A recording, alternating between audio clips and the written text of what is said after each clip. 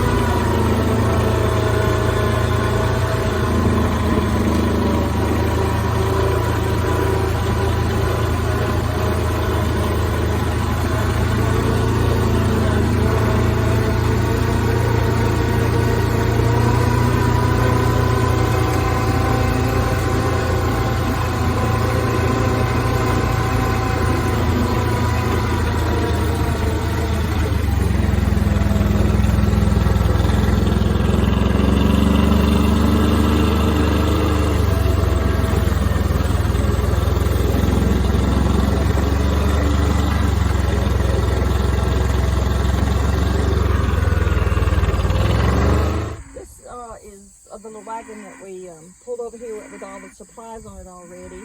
The T-posts, and you hear the bull in the background. He's ready for a new pasture. And some wooden posts. We're driving, it'll be 45 T-posts for this distance because we're having to use wooden posts in some of the swales because the tension on the wire would pull the T-post up out of the swale. So that's why we've got some wooden posts that you saw as we were coming over here. These insulators, these are really cool. They work on wood post and T-post. So that's really handy on a farm when you got different kinds of posts everywhere. And you see some of our fence posts, these fence posts are really old.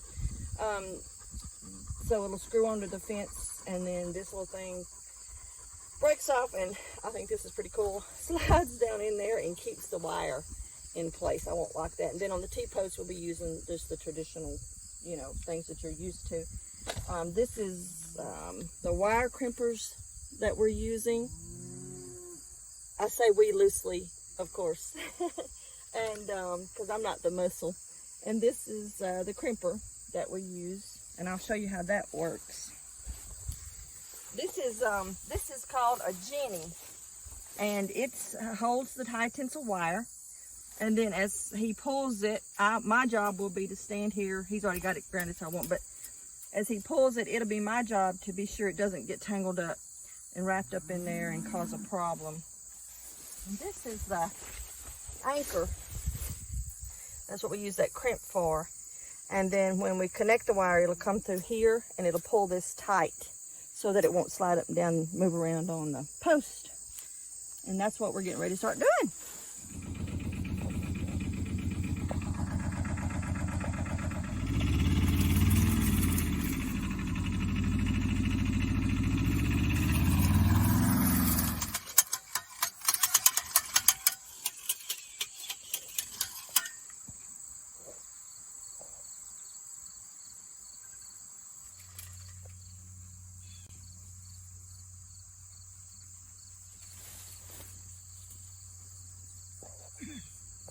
So we're fixing to put in our first T-post. About every 30 feet we'll put one in. You might want to back up because it's going to be loud if you're going to video through this.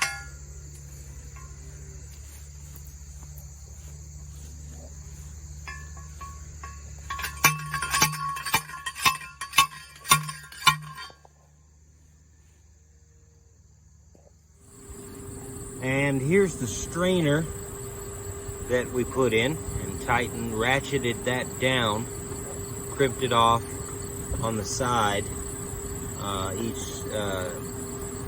this side, and then just ratcheted it tight.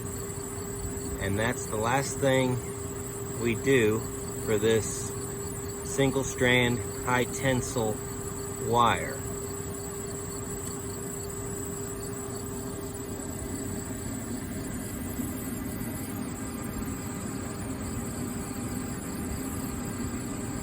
About 1,450 feet.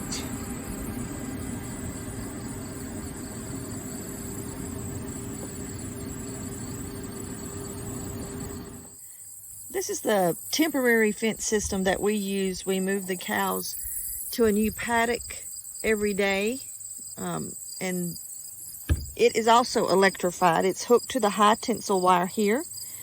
It is wrapped around, and then this reel that it's on sits on the wire, so that gives it a connection to the electrical system that we'll show you in just a minute. And they are ready to come to a new paddock. This is the electrical hookup that we have hooked to the high tensile wire. It's a speed right, and it runs down to this battery. And then we also have a bungee system that lets us in and out of the paddock to give them minerals, check their water, that kind of thing, check on them up close and personal. And that's how the fence is. Carl's fussing. That's how the fence is hooked up to electricity. Now it's all that's left is to take down this wire. Let's see if I can get my phone to stay here. Somewhere on this four-wheeler. No.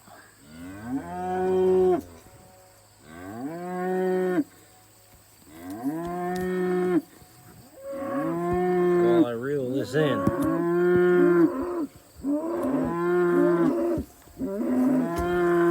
Nope. Maybe I can just hold this with the reel.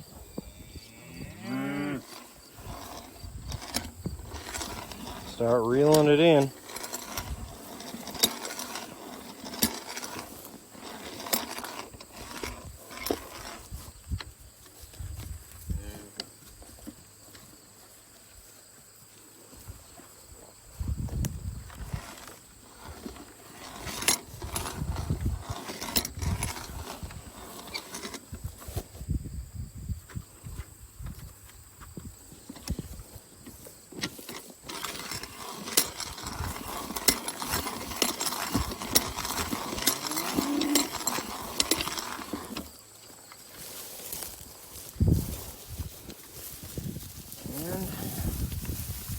Getting the poly wire down. What's going on, 46?